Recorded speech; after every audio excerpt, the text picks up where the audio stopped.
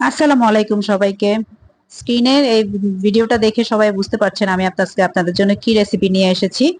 আমি আজকে আপনাদের সাথে এমনই একদম ঝুরঝুরে রাখার কিছু গোপন টিপস সহ আমি আজকে আপনাদের সাথে এই রেসিপিটি শেয়ার করব। তো চলুন, আমি এখানে প্রথমে দিয়ে নিয়েছি এক প্যাকেট কুলসন সেমাই। নিয়ে আমি এটাকে ভেঙে একটু গুঁড়ো গুঁড়ো করে নিয়েছি। অনেকে লম্বা রাখতে পছন্দ করেন, এটা যার যার ইচ্ছে। তা আমি এটাকে ভেঙে গুঁড়ো করে নিয়ে আমি চুলায় প্যান বসিয়ে প্যানে আমি 2 টেবিল চামচ সাদা তেল দিয়ে তারপরে দিয়ে দিয়েছি 3 টেবিল চামচ পরিমাণ ঘি। দিয়ে ঘিটা মেল্ট হয়ে আসার পরে আমি এখানে সেমাইটা দিয়ে দিয়েছি। দিয়ে এখন আমি মিডিয়াম লো হিটে সেমাইটাকে একদম অনেকক্ষণ সময় নিয়ে সেমাইটাকে ভেজে নেব। প্রায় 8 থেকে 10 মিনিট আমি সেমাইটাকে ভাজবো। এটা হলো আপনাদের সাথে আমার শেয়ার করা প্রথম ট্রিক্স। এটা অবশ্যই এই কাজটা করবেন, তখন দেখবেন আপনার সেমাইটা পরে রেজাল্টটা খুব ভালো আসবে, দেখতেই বুঝতে পারবেন। এখানে একটু ধৈর্য সহকারে আপনাদেরকে কাজটা করতে হবে।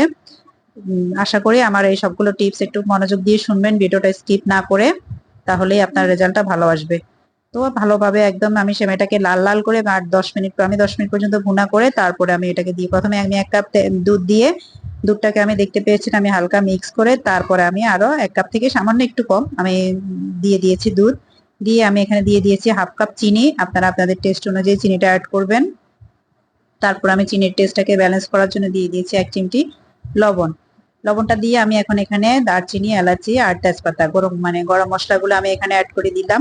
অ্যাড করে দিয়ে আমি এটাকে আবার একটু আবার নেড়ে দিচ্ছি। নেড়ে আমি কিছুক্ষণ নাড়ার পরে আমি এখন এখানে অ্যাড করে দিব ড্রাই ফ্রুটস গুলা।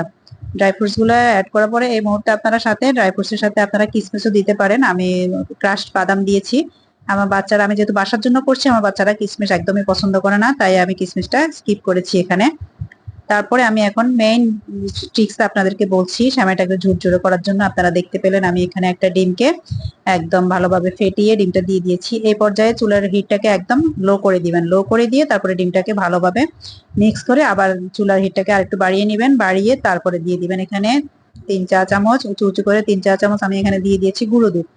গুঁড়ো দুধটা আপনার যে ডিমের একটা হালকা স্মেল থাকে সেটাও আপনার দূর করে দিবে। আর আপনার এই গুঁড়ো দুধটা মাওয়ার কাজ করবে।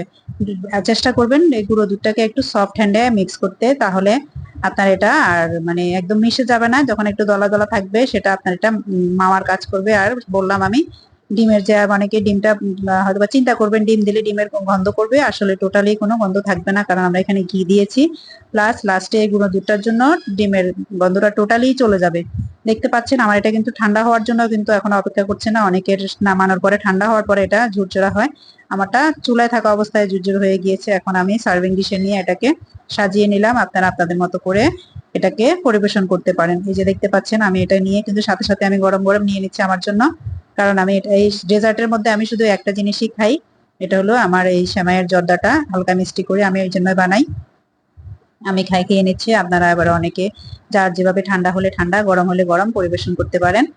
আর এটা কিন্তু আপনারা নর্মাল ফ্রিজে রেখে দিলে এটা একদম 5 থেকে 7 দিন এটা অনায়াসে আপনারা ফ্রিজে রেখে খেতে পারেন। রেখে